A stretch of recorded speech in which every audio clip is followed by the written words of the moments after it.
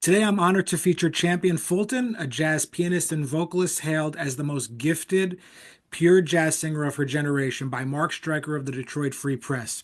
With a career spanning over 20 years, 18 albums as a leader, and performances in more than 25 countries, Champion has established herself as a torchbearer of the jazz tradition. Whether captivating audiences at Birdland or collaborating with legends like Lou Donaldson and Jimmy Cobb, Champion continues to bring joy and timeless artistry to the jazz world. So, Champion, good to see you. Thank you for coming on today. Absolutely. Thank you for having me. So, Champion, I thought a good place to start would be talk about the first time I became aware of your music when you sang with Lou Donaldson at the Village Vanguard. Rest his soul. That was an incredible performance. And have you been finding yourself drawing inspiration from your relationship with him over the last, month or so, being that he just passed? Oh, yeah. No, I've been thinking about Lou a lot. But first, I have to ask you, were you there at the Village Vanguard? I was. So, like, that's like 10 years ago or something. More. Like, yeah, I was gonna say, I think the first time I sat in with him there was 2006 or 7. This was 2009 or no, Okay, 2009 or 10, something like that, or right. 11. Okay. My gosh, that's crazy. Yeah, I think I sat in with Lou at the Vanguard, I don't know, maybe like 5 or 6 times. Like I said back then. And then I sat in with him at Birdland. We played a gig together, actually. He hired me to do a Jazzmobile, the summer series, like in the literal Jazzmobile, also many, many years ago. But we were friends for a little more than 20 years. Wow. I met him when I moved to New York. Well, I met him on the jazz cruise the year before I moved to New York. Um, which was 2002. And then I moved to New York, and for some reason I had this feeling that I just really, of course I loved his music, but I had this feeling that I wanted to be his friend, which I think is kind of an odd thing these days because I feel like a lot of us don't think about friendship that way. But I was drawn. I was like, no, we're going to be friends. And it was at the Vanguard, and I went to see him. And after the show, I went back to the kitchen, backstage, and I said to him, I think we should be friends because we both like Charlie Parker. And he was receptive. Well, he was packing up his horn and he looked up at me like, and he said, "What?" I said it again. And then he was like, "What do you know about Charlie Parker?" And, he had a high voice and I said, "Well, and blah, da, da, da, da," and I was transcribing something and I started singing it. And he just looked at me like I was kind of crazy. And he said, "Well, okay, and then I sat down and I mean, I was 17 or 18 at the time. And I sat down and he just kept packing up his horn and he was like, "Well, what do you want?" And I said, "Well, tell me a story about Charlie Parker." And you're, And then, when you're 17, you're still, it's almost like you're yeah. young and kind of innocent in that way. You're still, you're a kid. Oh, definitely. Very innocent and very like honest, and very like pure. And I think he could see that. And I think he also was a very honest person. And that's how we became friends. And we really became friends from that. Like the whole first few years, I think was we just basically talked about like Bird and music. And he came to see me play. And, I went to all their gigs. So, I mean, he saw me all the time. And then over the years, we became really close. So yeah, he did pass away now almost a month ago, Yeah. 3 weeks or so, at the age of 98. He made it to his 98th birthday. So that was really something. But that's Yeah. so funny that you were there. Yeah, I mean it's a small world. We always, we the jazz world is big, but it's also small at the same time. So, let's talk a little bit about, you know, your own voice as a vocalist. There's so much to draw from in the jazz history and even in the 21st century, some wonderful vocalists. What point did you start to feel that you were coming into your own and you felt like you authentically were able to sound like yourself and had your own voice? That's it's kind of a question with many answers because I wanted to be a jazz musician from like age 5. So I was really it's been a long journey. Five. Like when you go to school and like you go to kindergarten and they say, draw what you want to, you draw what you want to be. Hmm. I totally drew myself like on stage, like as Billie Holiday or something, like that's what I wanted for 5. Because my father's a musician and I was really drawn to it, like the music and the camaraderie of the musicians and the glamour of getting dressed up for the shows, so that's what I wanted to do. My favorite jazz vocalist at the time and still is Dinah Washington. Hmm. Then, as I got a little bit older, I got into Billie Holiday, I got into Sarah Vaughan. Of course, I've spent time with Ella Fitzgerald, and then male singers too, Joe Williams, Jimmy Rushing, Frank Sinatra. Um, but I think, even as a child, I had an idea of what I wanted to do, even if I wasn't always executing the idea. When you were younger, did you have a like a certain like this is the way I want to sound? Like you could hear it, and even as a young child, you think? Well, as a young child, I just wanted to sound like Dinah Washington, Hmm. for like 10 or 15 years. And I mean, she has, of course, everyone has a distinctive voice, but she has a really distinctive, huge voice. Um, and I always was sort of disappointed that I just couldn't get that. Even though I think people would say I have a big voice, maybe, but it's not Dinah Washington. And in my head, it was Dinah Washington. And then I would hear the recording and I'd be like, what is that? Um, so I was always really focused on this idea that I had of my individual sound. But I would say this is going to sound funny because I've been doing it such a long time, but I think after age 30, and now I'm giving away some clues as to how old I am, but I finally started to feel like, oh yeah, I'm finally like I'm making progress. Hmm. And So a that's long time. yeah, really, yeah, really long time. Well, I think, you haven't taken a shortcut. That's 100%. When you're saying it, that's reality. It takes, years and years and years to find yourself out. Um, are you still, how do I say this? Still being inspired in the same way you were by those first Mm. recordings you listened to? Do you still go back and listen to them? Oh yeah, totally. Totally. I mean, my favorite recordings are still my favorite recordings. I mean, of course, there's so much music. So I listen to other things. I get exposed to other things and I get into other things, but then it's like when you go back and you hear those records from your youth, you're like, "Oh my gosh, yeah, that's great." Yeah, you sometimes listen to things you did when you were a child that may not even be necessarily jazz, but you just Um, get into that headspace. Um, and you're performing all the time. You maintain this active schedule for years and years and years. Do you still find performing a challenge in any ways, or does it feel like home to you? Do you get nervous? Can you talk to me a little bit about that? I love performing. Hmm. I used to get nervous, like when I was a teenager, I would get nervous. I would say all the time, like 100% of the time I'd get nervous. And then it started to lessen and lessen and lessen the more I did it. And I would say now I really rarely get nervous. I just get more like excited because I love it. And as you said, it's like home. So I really want to do it. And, and now my life is such that I travel a lot. So, you're flying and you're driving and then you're at the hotel and then you've got sound check. And by the time you get to the gig, it feels like, oh, I've been trying to get to this gig for like a long time. So I'm just like excited to get up there and play. And Um, even with all the traveling and the things you have to deal with on the road, you're still able to let go and just sing, just play, and just be oh, yeah. there. Oh, totally. Yeah. I mean, well, the other thing is I actually really love traveling, Hmm. even though it is terrible. Like flying and there's all the people and there's traffic and everyone's in a bad mood and they lose your bag and the hotel is room isn't ready and the da da da. But I just kind of like it. I really enjoy it. And then when we get to the gig, I'm that's my place. So No, I love it.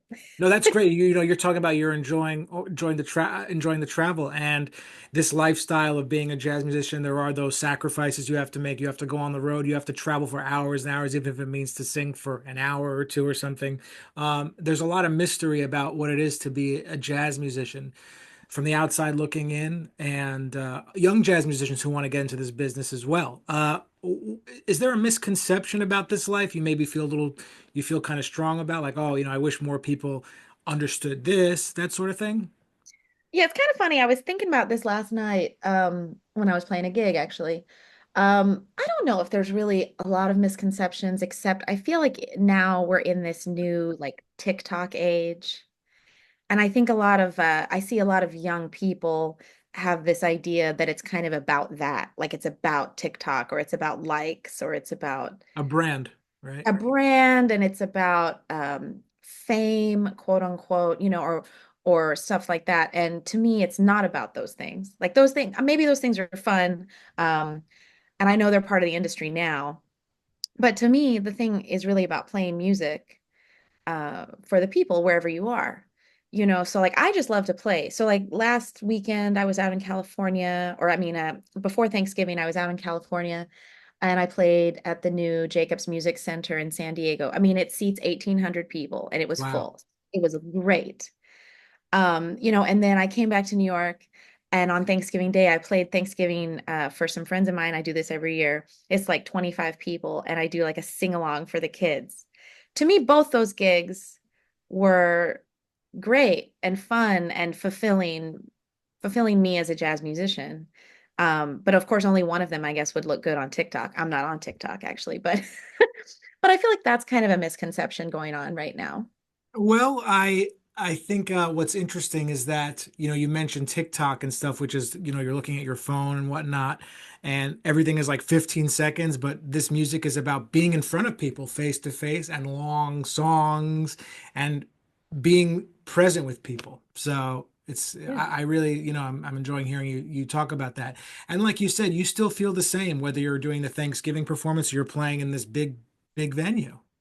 I think so. I mean, I'm not gonna I mean, for me, it's not so much a challenge anymore, but it used to be, because I came to New York and I was working, like I was a working musician, and you play gigs, you play hotels, you play restaurants, you play birthdays, people are talking, it's loud, maybe even people make stupid requests, they make whatever, and then you start to play these settings that are like concerts and they're totally they can feel very different.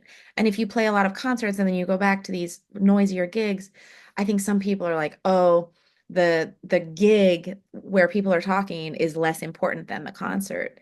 But to Mhm. me, they're really the same thing. And like you should be having the same feeling on both gigs and be delivering the same, quote unquote product, whatever that, maybe that's not the best word, but you should be delivering the same performance as yourself. Well, I think what it comes down to is that you just love to do what you do and you're going to do it regardless if it's here or there and you're going to enjoy it as much as possible. Um and that's great to hear. I think that's the sign of a true artist. Thank you. Thank Um you. so what do you think we're talking about a career that spans, over 2 decades. At this point, what are you most grateful for? Is it those performances? Is it the friendships that you've had with people like Lou? What is just something you say, I'm so happy that this has happened to me, or anything come to mind? Well, I think I really wanted to be a jazz musician. And I think when I wanted to be, when I was 5 years old, I didn't totally understand what that meant completely.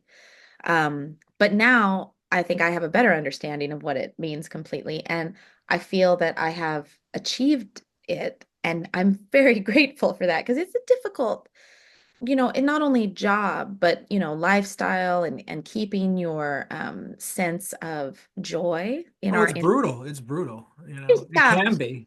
a lot of rejection, a lot of things that are unpleasant. So I think being able to still enjoy it, I'm very grateful that I've been able to do that. And a lot of that is from people like Lou, who is my friend, who helped me, to see that and sort of stick with it. And I'm happy that I've been able to do that. I'm happy about my band. Like I love my band. I love playing with them wherever we play. And I feel like that's something to be grateful for right there. Was the performance you did in California, was that like um one of the most special performances you've had in like the last year? Like, has there any been one performance in particular where you just felt like this is the the peak of what I can do right now. Because there's good nights, there's bad nights, there's so many factors that come into play, sounds of the room. What was the highlight for you this year, you think? Gosh, I don't know. I've had a lot of really nice shows. That show in San Diego was really fun in that this is the second time I've worked for them. They're such a first class organization. Like they really want to make you comfortable. The space is beautiful. It was an interesting program because it was like an all-star configuration. So I wasn't with my band, but that was super exciting and fun too. I played with John Clayton and Matt Wilson Oh, and Ricky. wow. Yeah, so it was like really fun and it was beautiful. And I'm a girl. I liked what I wore. Um, that's also important. So that was a great show, but I've had a lot of really nice experiences over the past year. No, that's great. You have the performances and the schedules to look forward to. There, it's important to have things to look forward to, and I think that certainly keeps the creative juices flowing. But do you like we can still maybe get like writer's block, or we're just trying, you know what I mean, moments of pause. So how do you handle moments like that where things just don't seem to be, the everything's not running 100% to get through that? To be honest, I actually feel like this whole past year has been a little bit like that for me, the whole past 12 months, because I moved last Christmas. I do not recommend moving during the holiday season. Total drag. And then I had some people will know this because it was on Facebook, but I had some health issues. I had to have surgery in August. I had to take like a month off. And that was really hard. Basically, those periods where I'm not busy or where I'm not feeling really inspired have been super challenging for me throughout my life, because I love to be busy and I love to feel good. And if I don't feel good, I just feel frustrated and angry, which doesn't help. Um, but I feel like this year has sort of taught me that it's okay. Like things are up and down, and that is a part of the longevity of life. Um, and I just try to go with it, if and then just enjoy living. So it's the holiday season right now. I have really just been enjoying, the Christmas decorations and just trying to like be more in the moment. I feel like we hear that phrase a lot, but it I think it really resonates with me. And when I spoke about this, I talked about this with Lou Donaldson because I was like, You mean about gosh, being in the moment, you mean? about being like in this period where things are not great, Okay, okay. Hmm. where you don't feel inspired, you're not having a great career moments, or you don't feel that way, and you just sort of feel a little bit like, very meh, basically. Um, and Lou was just like, yeah, welcome to middle age. Yeah. He No, was like, there you go. he's totally right. And Lou was a legend. Let me ask you this because I'm kind of I'm always interested to ask people this question. There's been so many, larger than life people throughout this music. But let's say like you're where you are now and you go back into the 1960s. Who would you have liked to work with that's no longer here? Well, a lot of people. I mean, I really wanted to be a messenger. I wanted to play with Art Blakey. Hmm. Because of course, I'm a huge fan and I love like all his piano players and all the music and the idea of that band. I would have liked to have been in that band. I also, of course, I think many people would have liked to have been in Ellington's band. I mean, Ellington himself is the piano player in that band, but why couldn't there be two? That's fine. Like, I get it. yeah, why not? I think those are the two big like bands that I would have liked to have played in. No, that's great. So in terms of your working band now, obviously, certain people can't make it for certain reasons. And what do you look for in the musicians that you would hire to accompany you? Are there is it more of a personal thing? They have to have a certain energy. Maybe the way they play is a little bit different. Like there are these little things we feel like anything like that going on? I really want players around me who are really committed to excellence on their instrument and their music. So they're really serious about it, but at the same time, they just keep a real feeling of like playfulness and fun. Because I think it should be fun. So I want people who have big ears, who have ideas, and who are having fun. That's what I want. That's most important. They're able to let go and just and love it.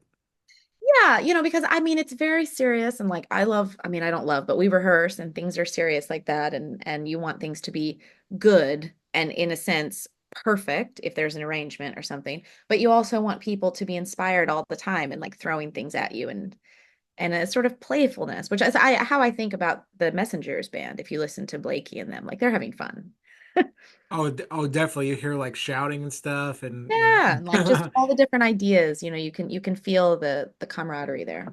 yeah. So and you talked about what when Lou said welcome to middle age, and it's as you get older, you might find yourself mentoring someone else who's younger than you are. So like let's imagine you're mentoring a younger musician. What should they know about this business? Maybe something.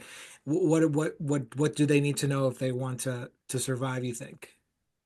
I think the most important thing is to really stay true to why you got into this music and don't let the industry and don't let life like derail your passion and your ideas about your art. Hmm. Don't become too obsessed with social media or gigs or competitive with your peers. You know, I mean, a certain sense of competition is good, but I really believe that, a rising tide raises all boats. You want to see your peers succeed. Don't be jealous of their gigs, be supportive and try to keep your heart happy. Yeah, you know what? It's interesting you say that because I was thinking about this, and social media it was still kind of new when I went to college. Facebook just came out, and like I used to be very, very competitive. I'm wondering, like, well, I wonder if Facebook didn't exist, would I like be so as competitive as I used to be? Because we're just what everyone else is doing is just coming right at us. It Now, is. Yeah.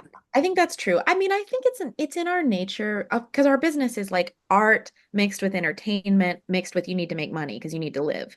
So I think it's normal to feel competitive, like, hmm and to be like, oh, that guy's got a good gig. I wish I had that gig.